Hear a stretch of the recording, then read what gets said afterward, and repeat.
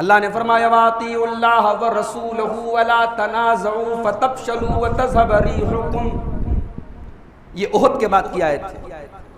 تم اللہ کی اطاعت کرتے رہو، تم رسول کی اطاعت کرتے رہو، وَلَا تَنَازَعُوا، اور تم آپس میں جھگڑے نہ کرو، تم آپس میں نزاع نہ کرو، تم آپس میں پھوٹ نہ پڑاؤ، فَتَفْشَلُوا، ورنہ تم کمزور پڑ جاؤ گے، وَتَذْهَبَ رِيحُكُمْ، تمہاری ہوا اکھڑ جائے گی۔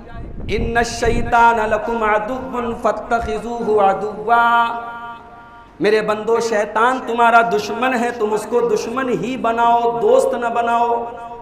انما یدعو حزبہ لیکونوا من اصحاب السعیر، شیطان تو یہی چاہتا ہے کہ اس کے ماننے والے جہنم میں چلے جائیں۔ نحمده ونستعینه ونستغفره ونعوذ بالله من شرور أنفسنا ومن سيئات أعمالنا، من يهده الله فلا مضل له ومن يضلل فلا هادي له، وأشهد أن لا إله إلا الله وحده لا شريك له، وأشهد أن محمدا عبده ورسوله۔ يا أيها الذين آمنوا اتقوا الله حق تقاته ولا تموتن إلا وأنتم مسلمون۔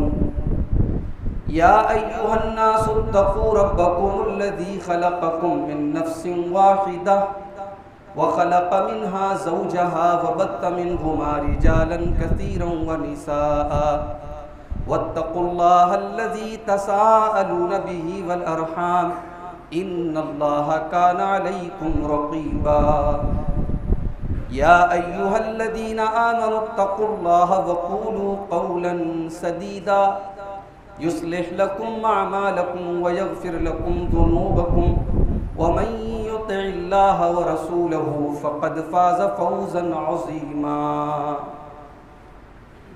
اما بعد فإن خیر الحدیث کتاب اللہ وخير الهدي هدي محمد صلى الله عليه وسلم، وشر الأمور محدثاتها وكل محدثة بدعة وكل بدعة ضلالة وكل ضلالة في النار۔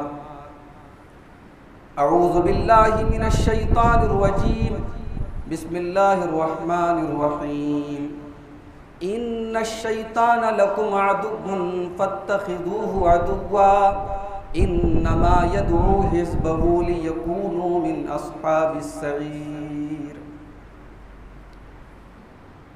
محترم حاضرین جمعہ،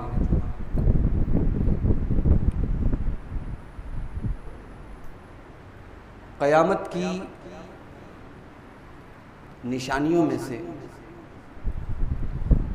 ایک نشانی یہ بھی بتائی گئی کہ جھوٹے کو سچا کہا جائے اور سچے کو جھوٹا کہا جائے۔ ابن ماجہ کی روایت اللہ کے نبی فرماتے ہیں سیأتی علی الناس سنوات خداعات، ان قریب ایک ایسا دور آنے والا ہے جب دھوکہ دھڑی بہت عام ہوگا، فراڈ ہوگا، جھوٹ بولا جائے گا۔ یصدق فیہا الکاذب، جھوٹے کو سچا کہا جائے گا، ویکذب فیہا الصادق، اور سچے کو جھوٹا کہا جائے گا۔ ویخون فیہا الامین، امانت دار کو بے ایمان سمجھا جائے گا۔ ویؤتمن فیہا الخائن، اور بے ایمان کو امانتیں دی جائیں گی۔ وینطق فیہا الرویبضہ، اور اللہ کے نبی فرماتے ہیں کہ اس دور میں بڑی بڑی باتیں وہ لوگ کریں گے جو رویبضہ ہوں گے۔ صحابہ نے پوچھا ہے اللہ کے نبی یہ رویبضہ کیا ہوتا ہے؟ آپ نے فرمایا الرجل التافہ، بے وقوف آدمی، جذباتی آدمی، کم عقل آدمی، وہ لوگوں کے مسائل میں بات کرے۔ اللہ کے نبی کی یہ الفاظ ہیں، آج کے حالات پر آپ اس حدیث کو اپلائی کر لیجیے۔ سچ کو جھوٹ اور جھوٹ کو سچ کس طریقے سے قرار دینے کی کا ایک ماحول بنایا جا رہا ہے، ہم اچھی طریقے سے جانتے ہیں۔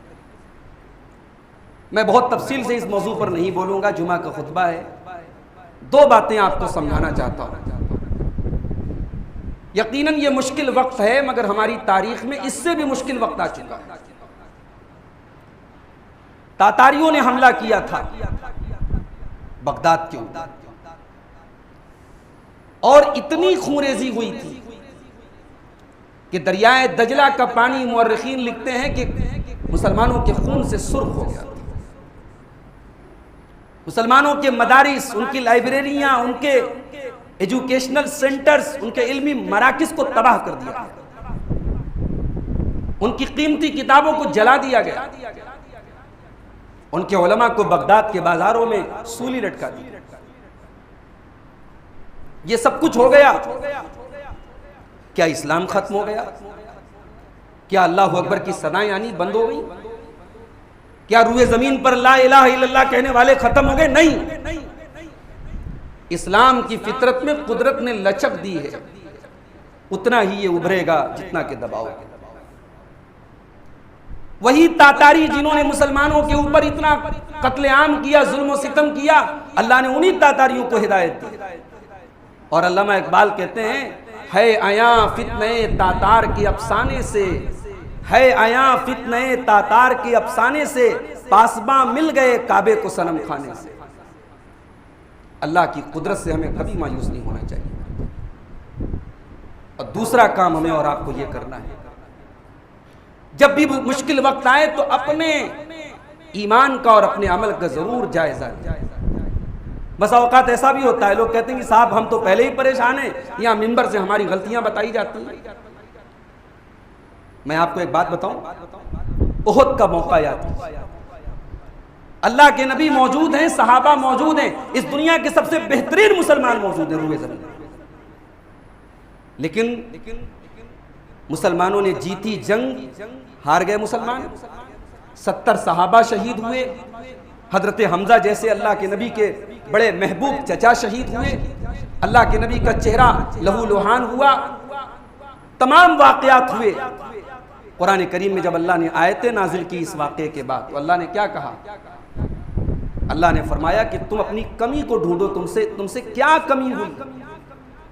اللہ نے فرمایا وَاطِیعُوا اللَّهَ وَرَسُولَهُ وَلَا تَنَازَعُوا فَتَفْشَلُوا وَتَذْهَبَ رِيحُكُمْ۔ یہ احد کے بعد کی آیت ہے، تم اللہ کی اطاعت کرتے رہو، تم رسول کی اطاعت کرتے رہو، وَلَا تَنَازَعُوا، اور تم آپس میں جھگڑے نہ کرو، تم آپس میں نزاع نہ کرو، تم آپس میں پھوٹ نہ پڑاؤ، فَتَفْشَلُوا، ورنہ تم کمزور پڑ جاؤ گے، وَتَذْهَبَ رِيحُكُمْ، تمہاری ہوا اکھڑ جائے گی۔ قرآن کریم کی ان آیتوں میں اللہ تبارک و تعالی مسلمانوں کے زخموں پر مرہم نہیں رکھ رہا ہے، ان کو سبق بتا رہا ہے کہ تم سے چوک کہاں ہوئی، تم نے اللہ اور اس کے رسول کی اطاعت اگر کی ہوتی اور آپس میں اختلاف نہ کیا ہوتا تو آج یہ انجام نہیں ہوتا۔ تو یہ دوسرا کام ہمیں اور آپ کو کرنا ہے کہ ہمیں اپنے ایمان و عمل کا جائزہ لیتے رہنا ہے۔ ہم شرکیہ اعمال کریں، ہم اللہ کو ناراض کریں، ہم رسول اکرم کی نافرمانی کریں، اور اس کے بعد ہم یہ توقع رکھیں کہ اللہ ہماری مدد کرے، تو بھئی ظاہر ہے کہ یہ افسوس کی بات ہے۔ اور تیسرا کام یہ کرنا ہے میرے بھائیو، اس ملک کا مسلمان کبھی قانون کو اپنے ہاتھ میں نہیں لیتا ہے، نہ قانون کو ہاتھ میں لینے کی بات کرتا ہے۔ ہم نے اپنے حقوق کی لڑائی بھی قانون اور سنویدھان کے دائرے میں رہ کر کے لڑنے کی ہمیشہ بات کی، اور آج بھی ہم لڑ رہے ہیں۔ اپنے جذباتی نوجوانوں سے میں کہوں گا، خبردار خبردار، سوشل میڈیا کا استعمال آج ہر آدمی کر رہا ہے، فیس بک پر ہر آدمی کا اکاؤنٹ ہے، واٹس ایپ ہر آدمی چلا رہا ہے۔ آپ کو قطعاً اس بات کی اجازت نہیں ہے کہ آپ ان مسائل میں کوئی ایسی بات لکھیں جو قانونی اعتبار سے غلط ہو، کسی مذہب کے عقائد کو لے کر کے، کسی مذہب کی بنیادی چیزوں کو لے کر کے آپ مذاق نہ اڑائیں، یہ شریعت بھی آپ کو اجازت نہیں دیتی۔ وَلَا تَسُبُّوا الَّذِينَ يَدْعُونَ مِن دُونِ اللَّهِ، قرآن کی آیت ہے، اللہ فرماتا ہے کہ جو لوگ اللہ کے علاوہ دوسروں کو پکارتے ہیں تم ان کو برا بھلا مت کہو، فَيَسُبُّوا اللَّهَ عَدْوًا بِغَيْرِ عِلْمٍ، ورنہ جواب میں وہ اللہ کو برا بھلا کہیں گے، اور آج لوگ کہہ رہے ہیں۔ تو بہت ساری ایسی تصویریں، بہت سارے ایسے پوسٹ آج فیس بک پر اور سوشل میڈیا پر ملیں گے، لوگ ایک دوسرے کا مذاق اڑا رہے ہیں۔ آپ اس سے پرہیز کریں، ہم سب اس سے پرہیز کریں۔ ہمارے جو ذمہ داران ہیں وہ الحمدللہ ایسا نہیں ہے سوئے نہیں ہیں، بیدار ہیں اور اپنی طاقت بھر، اللہ نے قرآن میں کہا اللہ سے ڈرو جتنی تمہارے اندر طاقت ہے، ہم اپنی طاقت بھر اپنے حقوق کے لیے ہم لڑائی لڑ رہے ہیں۔ اللہ سے دعا کیجئے۔ قنوت نازلہ کا اہتمام الحمدللہ ہماری مسجد پر جاری ہے، اور بھی مسجدوں میں ہونا چاہیے۔ قنوت نازلہ کا اہتمام کرے، دعائیں کرتے رہیں، اللہ تبارک و تعالیٰ انشاءاللہ ضرور اس پریشانی کے بعد آسانی کا راستہ نکالے گا۔ خطبہ مسمونہ کے بعد میں نے ایک آیت پڑھی سورہ فاطر کی۔ اللہ نے شیطان کا ذکر کیا، اللہ نے کہا شیطان تمہارا دشمن ہے۔ اتنی بات تو ہم سب جانتے ہیں، شیطان ہمارا دشمن ہے۔ اللہ نے ایک عجیب بات اس آیت میں کہی، ان الشیطان لکم عدو فاتخذوہ عدوا۔ میرے بندو شیطان تمہارا دشمن ہے، تم اس کو دشمن ہی بناؤ، دوست نہ بناؤ۔ انما یدعو حزبہ لیکونوا من اصحاب السعیر۔ شیطان تو یہی چاہتا ہے کہ اس کے ماننے والے جہنم میں چلے جائیں۔ شیطان دشمن ہے، اس کو دشمن بناؤ، اس کو دوست مت بناؤ، وہ کام مت کرو جو شیطان کو پسند ہے۔ یہ غور کرنے کی بات ہے۔ دنیا میں اگر کسی کو ہم واقعی میں اپنا دشمن سمجھتے ہیں، ہم اس کی چالوں سے، اس کے حملوں سے اپنے آپ کو بچاتے ہیں، اور شیطان تو ہمارا وہ دشمن ہے جس کی دشمنی قیامت تک ختم ہونے والی نہیں ہے۔ جس دن قیامت ہوگی اسی دن دشمنی ختم ہوگی۔ شیطان کی دشمنی ایسی ہے وہ کبھی ختم ہونے والی نہیں ہے، قیامت تک یہ دشمنی جاری رہے گی۔ شیطان نے مہلت مانگی تھی اللہ سے، قال فانظرنی الی یوم یبعثون، اے اللہ مجھے تو قیامت کے دن تک کی مہلت دے دے۔ قال انک من المنظرین الی یوم الوقت المعلوم، اللہ نے کہا جا تجھے مہلت دی جاتی ہے، قیامت کے دن تک تجھے مہلت دی جاتی ہے، تو جو کر سکتا ہے میرے بندوں کو بھٹکانے کے لیے تو کر سکتا ہے۔ اب شیطان آزاد ہے، شیطان ہمیں بہکانے کے تمام طریقے اور تمام چالیں اپنا رہا ہے۔ آج کے خطبہ جمعہ میں چاہتا ہوں کہ چند ایسی چیزیں آپ کے سامنے بیان کروں جو شیطان کو بڑی محبوب ہیں، شیطان کو بڑی پسند ہیں، اور ان چیزوں کو بیان کرنے کا مقصد یہ ہے کہ ہم اور آپ ان سے بچیں تاکہ اللہ ہم سے راضی ہو اور ہم اللہ کے یہاں کامیاب ہوں۔ شیطان کو سب سے زیادہ اگر کوئی چیز پسند ہے میرے بھائیوں، شیطان کو شرک پسند ہے، شیطان کو کفر پسند ہے۔ اللہ تعالیٰ قرآن کریم کے 28ویں پارے میں کہتا ہے کمثل الشیطان اذ قال للانسان اکفر فلما کفر قال انی بریء منک انی اخاف اللہ رب العالمین۔ شیطان انسان سے کہتا ہے تو کفر کر دے، تو شرک کر دے، تو مشرک ہو جا، تو کافر ہو جا، اور جب انسان سے کفر ہو جاتا ہے، جب انسان سے شرک ہو جاتا ہے تو شیطان اپنا پلہ جھاڑ لیتا ہے اور کہتا ہے میرا تجھ سے کوئی تعلق نہیں، میں تو بری ہوں، میں نے تجھ سے شرک نہیں کروایا۔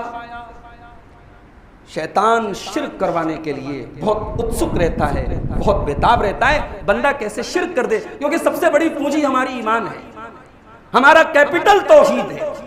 اللہ کے یہی پونجی ہمارے کام آنے والی ہے، اور شیطان یہ چاہتا اپنی اس پونجی سے ہم ہاتھ دھو، تو شرک سے اپنے آپ کو بچائیں۔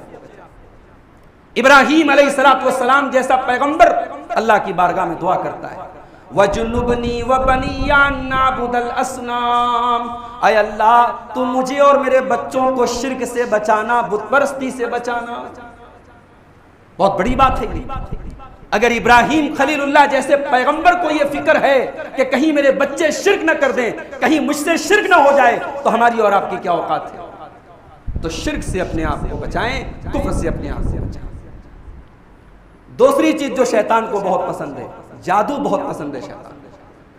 انسان جادو سیکھے، جادوگر کے پاس جائے، جادو پر یقین رکھے، یہ تمام چیزیں شیطان کو بہت پسند ہیں۔ قرآن کریم کے پہلے پارے میں اللہ تعالیٰ نے بنی اسرائیل کی گمراہیوں کا ذکر کرتے ہوئے فرمایا وَاتَّبَعُوا مَا تَتْلُو الشَّيَاطِينُ عَلَى مُلْكِ سُلَيْمَانَ وَمَا كَفَرَ سُلَيْمَانُ وَلَكِنَّ الشَّيَاطِينَ كَفَرُوا يُعَلِّمُونَ النَّاسَ السِّحْرَ۔ فرمایا کہ سلیمان علیہ السلام کے دور میں یہ بنی اسرائیل کے لوگ جادو سیکھتے تھے، عشق اور محبت کے چکر میں کسی عورت کو حاصل کرنے کے لیے اس عورت کو اس کے شوہر سے جدا کرنے کے لیے جادو کرواتے تھے۔ اتنے ذلیل اور اتنے گھٹیا قسم کے یہ لوگ تھے، اللہ نے اس کو کفر قرار دیا۔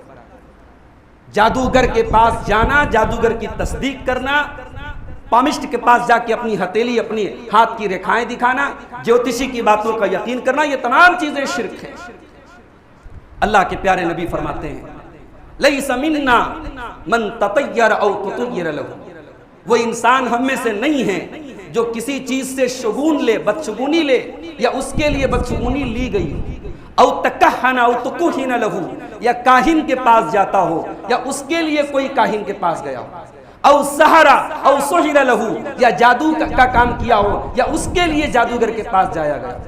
اور آگے اللہ کے نبی نے فرمایا کہ جو کسی جادوگر کے پاس جائے اور اس کی بات کی تصدیق کرے فقد کفر بما انزل علی محمد صلی اللہ علیہ وسلم، تو اس نے محمد صلی اللہ علیہ وسلم کی شریعت کا انکار کیا۔ تو شیطان کو جادو بہت پسند ہے۔ شیطان کو ایک چیز اور پسند ہے کہ اللہ کا حکم آنے کے بعد اپنی عقل اور لاجک کو بھڑایا جائے۔ شریعت کا حکم واضح ہے، قرآن کا حکم ہے، رسول اکرم کا حکم ہے، انسان اپنی عقل لگائے کہ یہ ایسا کیوں ہے، ایسا تو نہیں ہونا چاہیے۔ یہ شیطان کا طریقہ ہے۔ اللہ نے فرمایا قال یا ابلیس ما منعک ان تسجد لما خلقت بیدی استکبرت ام کنت من العالین۔ اے ابلیس، جب میں نے حکم دیا کہ تو آدم کو سجدہ کر دو تو کیوں نہیں کر رہا ہے؟ کیا تو اپنے آپ کو بہت بڑا سمجھتا ہے؟ کیا تو تکبر کر رہا ہے؟ کیا تو گھمنڈ کر رہا ہے؟ تو ابلیس نے کیا جواب دیا؟ ابلیس نے یہ نہیں کہا میں گھمنڈ کر رہا ہوں، میں بڑا سمجھ رہا ہوں اپنے آپ کو۔ ابلیس نے لاجک پیش کی۔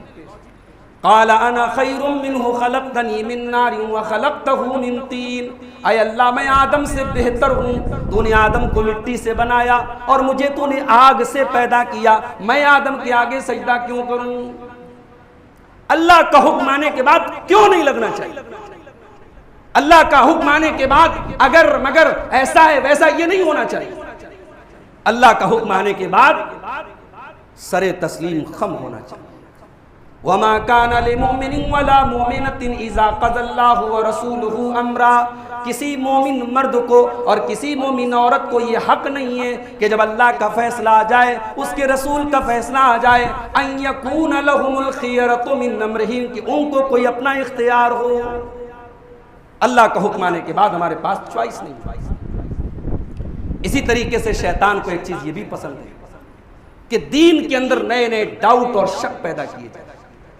ابھی آج کل ایک ویڈیو آیا تھا ایک صاحب کا، ایک عورت ایک مولانا صاحب سے پوچھ رہی ہے جنت میں مردوں کو 72 حور ملے گی، عورتوں کو کیا ملے گا؟ جنت میں شراب ہوگی، جنت میں یہ ہوگا وہ ہوگا، جنت میں لائبریری کیوں نہیں ہوگی، جنت میں شاپنگ مال کیوں نہیں ہوگا؟ اب اس طریقے کے جو سوالات ہیں یہ در حقیقت شیطان کی طرف سے پیدا ہوتے ہیں۔ بھائی جنت کے بارے میں ایک عام بات، ایک کامن بات اللہ نے کہہ دی، وَفِيهَا مَا تَشْتَهِيهِ الْأَنفُسُ، کہ جنت میں وہ تمام چیزیں ملے گی جس کی ہمارے نفس کے اندر خواہش پیدا ہو۔ جس کی خواہش مرد کو ہے، مرد کو وہ چیزیں ملیں گی، جس کی خواہش عورت کو، عورت کو وہ چیزیں ملیں گی۔ بس اب اس کے آگے کوریدنا اور ایک ایک چیز کی تفصیل پتہ کرنا یہ مناسب نہیں ہے، یہ شیطان کا حملہ ہے میرے پیارے ساتھ۔ بخاری کی روایت اللہ کے نبی فرماتے ہیں کہ شیطان ایک انسان کے پاس آتا ہے اور کہتا ہے من خلق کذا، من خلق کذا، فلاں کو کس نے پیدا کیا، فلاں کو کس نے پیدا کیا۔ اب یہ سوال کرتے کرتے کرتے یہاں تک پہنچا دیتا ہے من خلق ربک، تیرے رب کو کس نے پیدا کیا، تیرے رب کو کس نے پیدا کیا۔ اللہ کے نبی کہتے ہیں شیطان جب یہاں تک پہنچا دے آپ کو فَلْيَسْتَعِذْ بِاللَّهِ، تو اللہ کی پناہ طلب کیجئے، وَلْيَنْتَهِ، اور باز آ جائے۔ آج نیوز چینلوں پر ایسے پروگرام دکھائے جا رہے ہیں کہ وہ لوگ جن کے دماغ کو شیطان نے اسلام سے پھیر دیا، جو مرتد ہو گئے، ان کے پروگرام آج ٹی وی کے اوپر دکھائے جا رہے ہیں اور وہ اسلام کے اوپر کیچڑ اچھال رہے ہیں۔ بھائی انصاف کی بات تو یہ تھی کہ اگر کسی نے اسلام کو چھوڑ کر کے دوسرا مذہب قبول کیا اور ہمارے ملک کا میڈیا بڑا انصاف والا میڈیا ہے، اس نے ایسے لوگوں کا پروگرام دکھایا تو اسے صبری مالا نام کی اس موٹیویشنل اسپیکر کا بھی پروگرام رکھنا چاہیے تھا جس نے اپنا مذہب چھوڑ کر کے اسلام قبول کیا. لیکن کیا کہیے گا عدل و انصاف جسے کہتے ہیں آج اس کا خون کیا جا رہا ہے. اور اس طریقے کے لوگ جو اسلام پر بھونڈے اعتراضات، اسلام میں لونڈی کا تصور کیوں ہے؟ حضرت عائشہ کی شادی اتنی کم عمر میں، جن اعتراضات کے جواب علماء نے بڑی کتابیں لکھ کر کے دے دیا، علماء کے بیانات موجود ہیں، آج وہی چبائے ہوئے لقمے آج پیش کر کے اسلام کے متعلق لوگوں کو بدزن کیا جانا. مگر یہ بات یاد رکھیے میرے بھائی، قرآن کریم کا پہلا پارہ جب ہم کھولتے ہیں، قرآن اپنا انٹروڈکشن کراتا ہے تو انٹروڈکشن میں یہ بات کہتا ہے الف لام میم ذالک الکتاب لا ریب فیہ. یہ وہ کتاب ہے جس کو یقین کے ساتھ پڑھنا ہے. اگر ڈاؤٹ اور شک کے ساتھ پڑھو گے تو قرآن تمہارے لیے ہدایت نہیں بنے گا. قرآن وہ کتاب ہے اس میں شک کی کوئی گنجائش نہیں. تو شیطان کو یہ چیز بھی بہت پسند ہے. اور ایک دو چیزیں اور بیان کر کے بات ختم کرو. شیطان کو یہ بھی بہت پسند ہے کہ انسان اللہ کی تخلیق میں تبدیلی کرے. اللہ نے جیسا آپ کو پیدا کیا ہے آپ اللہ کے کریشن کو چینج کریں، یہ بھی شیطان کو بہت پسند ہے. شیطان نے کہا تھا وَلَآمُرَنَّهُمْ فَلَيُغَيِّرُنَّ خَلْقَ اللَّهِ، اے اللہ میں تیرے بندوں کو بہکاؤں گا اور وہ تیری تخلیق میں تبدیلی کریں گے. مرد کو اللہ نے داڑھی کے ساتھ پیدا کیا ہے. اب دنیا میں انسان اس داڑھی کو ختم کر دے اور اپنے آپ کو بالکل چکنا کر لے، یہ بھی اللہ کی تخلیق میں تبدیلی ہے. عورتیں اپنے آئی برو کو چھوٹا کر لیں، ان کو سیٹ کر لیں، ان کو ختم کر دیں، یہ بھی اللہ کی تخلیق میں تبدیلی ہے. میک اپ کے نام پر کوئی ایسا کام کرنے کی عورتوں کو اجازت نہیں ہے جو اللہ کی کریشن میں اور اللہ کی تخلیق میں تبدیلی ہے. حضرت عبداللہ بن مسعود رضی اللہ تعالیٰ عنہ کہتے ہیں، بخاری کی روایت ہے، اللہ کی لعنت ہو ایسی عورتوں پر جو گدنا گودتی ہیں اور گدنا گدواتی ہیں. جیسے آج کے زمانے میں ٹیٹو بنتا ہے، اس زمانے میں بھی لوگ اپنے بدن پر گدواتے تھے. اللہ کی لعنت تو گدنا گودنے والی عورتوں پر اور گدوانے والی عورتوں پر، والمتنمسات اور اپنے آئی برو کو نوچنے والی عورتوں پر، والمتفلجات للحسن اور اپنے دانتوں کے بیچ میں گیپنگ کروا کر کے اپنے آپ کو خوبصورت سمجھنے والی عورتوں پر، المغیرات خلق اللہ جو اللہ کی تخلیق میں تبدیلی کرتی. جب عبداللہ بن مسعود بڑے صحابی ہیں، جب انہوں نے یہ بات کہی تو ایک عورت ان کے پاس آئی. ایک عورت ام یعقوب نام کی ان کے پاس آئی اور اس نے کہا کہ مجھے پتا لگا ہے کہ آپ نے ایسی عورتوں پر لعنت کی، اس کی دلیل کیا ہے آپ کی؟ دیکھو صحابہ دلیل مانگتے تھے، عورتیں بھی دلیل آ کر کے مانگتی تھی. کہا کہ آپ ایسی عورتوں پر لعنت کرتے ہیں، دلیل کیا ہے؟ حضرت عبداللہ بن مسعود نے کہا کہ میں ایسی عورتوں پر لعنت کیوں نہ کروں جن پر اللہ نے لعنت کی ہے اور جن پر رسول نے لعنت کی ہے اور جس کا ذکر قرآن میں موجود ہے. اب ذرا اس عورت کے جملے سنو، بخاری کی روایت ہے. وہ عورت کہتی ہے کہ اے عبداللہ قرأت ما بین الدفتین، میں نے سورہ فاتحہ سے لے کر کے سورہ ناس تک پورا قرآن پڑھا ہے. پورا قرآن میں نے پڑھا ہے اور ہمارے یہاں کی عورتوں کی طرح نہیں پڑھا ہے، رٹو طوطے کی طرح سمجھ کے پڑھا ہے، ٹرانسلیشن اور اس کے معنی کو سمجھ کر کے پڑھا ہے.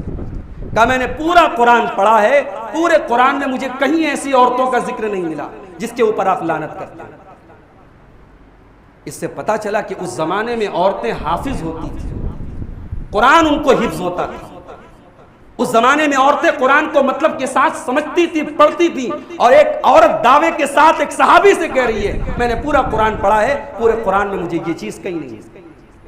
تو حضرت عبداللہ نے کہا اگر تو نے پڑھا ہے تو تو نے 28ویں پارے میں یہ آیت بھی ضرور پڑھی ہو، وَمَا آتَاكُمُ الرَّسُولُ فَخُذُوهُ وَمَا نَهَاكُمْ عَنْهُ فَانْتَهُوا. رسول جو دے دیں اس کو لے لو اور رسول جس سے منع کر دیں اس سے رک جاؤ. میری بہن، اللہ کے نبی نے ایسی عورتوں پر لعنت کی ہے، اس لیے میں کہہ سکتا ہوں کہ قرآن کے اندر بھی اس کے اوپر لعنت موجود ہے، کیونکہ قرآن کہہ رہا ہے جو رسول دے دے لے لو اور جس سے رسول منع کرے رک جاؤ. اس کے بعد اس عورت نے کہا اے عبداللہ مجھے پتا چلا ہے کہ آپ کے گھر میں آپ کی ایک اہلیہ، آپ کی ایک بیوی بھی یہ کام کرتی ہے جس پر آپ لعنت کر رہے ہیں. کہا جاؤ دیکھ کے آؤ. کہا میں صرف سنانے والا نہیں ہوں، عمل کرنے والا ہوں، جاؤ دیکھ کے آؤ، اگر میری بیوی ایسا کام کرتی ہے تو وہ میرے گھر میں میرے ساتھ نہیں رہ سکتی۔ وہ عورت گئی اور آ کر کے کہتی ہے معاف کیجیے گا مجھے غلط خبر لگی تھی۔ عبداللہ ابن مسعود نے کہا اگر میری بیوی یہ کام کرتی تو میں اپنی بیوی کو اپنے ساتھ نہ رکھتا۔ تو شیطان کو یہ کام بھی بہت پسند ہے میرے بھائیوں کہ اللہ کی تخلیق میں تبدیلی کی جائے۔ اسی طریقے سے شیطان کو یہ بھی بہت پسند ہے کہ انسان جھوٹی آرزوؤں میں مبتلا رہے، جھوٹی تمناؤں میں مبتلا رہے، لمبے چوڑے پلان بنائے۔ آج ہم دنیا کے بارے میں 10 سال آگے کا پلان بنا رہے ہیں، 20 سال آگے کی فکر کر رہے ہیں، اپنی آنے والی نسلوں کی فکر کر رہے ہیں، جبکہ دنیا کی زندگی کی کیا گارنٹی ہے میرے بھائی؟ کتنے لوگ اچانک بیمار ہو جاتے ہیں۔ ابھی ہمارے پاس خبر آئی، ہمارے بڑے عزیز ہیں صوفی عبدالعزیز صاحب جھارکھنڈ کے، اکثر وہ آتے ہیں یہاں، ان کی طبیعت بھی بہت خراب ہے، ان کے حق میں بھی دعا کریں اللہ ان کو شفا کامل عاجل عطا فرمائے۔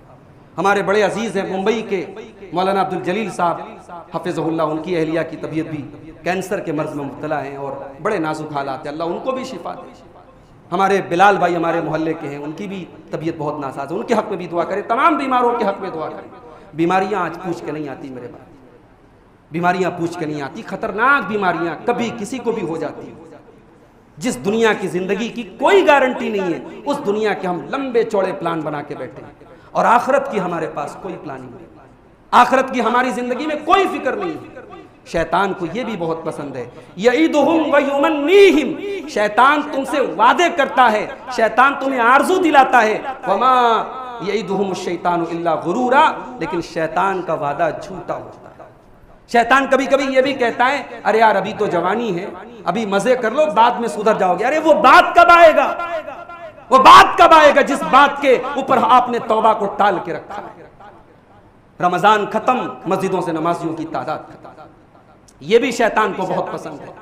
شیطان جب کسی پر حاوی ہو جاتا ہے سب سے پہلے اللہ کے ذکر سے اسے غافل کرتا ہے۔ استحوذ علیہم الشیطان فانساہم ذکر اللہ، جن لوگوں کے اوپر شیطان حاوی ہو جاتا ہے ان کو اللہ کے ذکر سے غافل کر دیتا ہے۔ ایک انسان نماز نہ پڑھے شیطان کو بڑی محبوب یہ چیز ہے۔ جو انسان فجر کی نماز میں نہ اٹھے، اللہ کے نبی فرماتے ذاک الشیطان بال فی اذنہ، اس کے کان میں شیطان پیشاب کرتا ہے۔ بندہ رات میں سوتا ہے، اللہ کے نبی کہتے ہیں انسان کی گدی پر شیطان 3 گرے لگاتا ہے۔ جب بندہ صبح کو اٹھ کر کے دعا پڑھتا ہے الحمدللہ الذی احیانا بعد ما اماتنا والیہ النشور، پہلی گرہ کھل جاتی ہے۔ جب بندہ وضو کرتا ہے دوسری گرہ کھل جاتی ہے، اور جب بندہ کھڑا ہو کے نماز پڑھتا ہے تیسری گرہ کھل جاتی ہے۔ نمازوں سے آج ہم دور ہیں میرے بھائی۔ آج ہم مسجدوں کی بات کر رہے ہیں، کس منہ سے بات کر رہے ہیں؟ مسجد تو بنا لی شب بھر میں ایمان کی حرارت والوں نے، من اپنا پرانا پاپی تھا برسوں میں نمازی بن نہ سکا۔ مسجدیں بلڈنگوں سے آباد نہیں ہوتی ہیں، مسجدیں خوبصورت ڈیزائن سے نہیں بنتی ہیں، مسجدیں نمازیوں سے آباد ہوتی ہیں۔ 1400 سال پہلے مدینہ کے اندر ایک مسجد تھی، کمزور سی مسجد تھی، کھجور کی پتوں کا چھپر تھا، کھجور کی لکڑی کے تنے کا پلر تھا، مٹی کا فرش تھا، بارش کے قطرے ہوتے تھے، محمد الرسول اللہ کی پیشانی کیچڑ سے اور صحابہ کی پیشانیاں کیچڑ سے میں لپت ہو جاتی تھی، مگر اس مسجد کا یہ مقام تھا کہ اس مسجد میں جبریل اترا کرتے تھے، وہاں برکتیں اترا کرتی تھی، کیونکہ وہ مسجد اللہ کے ذکر سے آباد تھی۔ آج ہماری مسجدوں میں ایسیاں لگ گئیں، آج ہماری مسجدوں میں سنگ مرمر بچ گئے، ہماری مسجدیں عالی شان بن گئی، مگر نمازیوں سے وہ آباد نہیں۔ شیطان یہی چاہتا ہے کہ ہم مسجدوں کے بارے میں بڑی بڑی بات کریں، لیکن مسجد کے نماز کے ٹائم ہم بیٹھ کر کے اپنے کاروبار میں لگے رہیں، فضول کاموں میں مبتلا رہیں۔ یہ چند چیزیں تھی جو شیطان کو بہت محبوب ہیں، میں نے آپ کے سامنے مختصراً روشنی ڈالی ہے۔ آئیے اللہ سے دعا کریں اللہ ان کاموں سے ہم سب کو بچنے کی توفیق عطا فرمائے، اللہ ہم سب کو مسجدوں کو صحیح معنوں میں آباد کرنے کی توفیق عطا فرمائے، اللہ ہمارے جان و مال کی، ہمارے عزت و آبرو کی حفاظت فرمائے، اللہ ہماری مساجد کی حفاظت فرمائے، اللہ اس ملک میں امن چین اور سکون کو قائم رکھے، اللہ ظالموں کے ظلم سے شریروں کے شر سے ہم سب کی حفاظت فرمائے، اللہ عدل و انصاف اور امن و انسانیت کے ساتھ کام کرنے والوں کو اس ملک میں غلبہ عطا فرمائے، رب العالمین ہمیں سے جو بیمار ہیں سب کو شفائے کامل عاجل عطا فرمائے، جو روزی روٹی سے پریشان ہیں اللہ ان کے کاروبار میں برکت نصیب فرمائے، جو کسی بھی قسم کی ذہنی اور جسمانی تکلیف میں مبتلا ہے اللہ سب کی تکلیفوں کو دور فرما دے، اللہ مرتے دم تک توحید پر قائم رکھے، اللہ دونوں جہان میں کامیابی عطا فرمائے، آمین۔ وآخر دعوانا ان الحمدللہ رب العالمین۔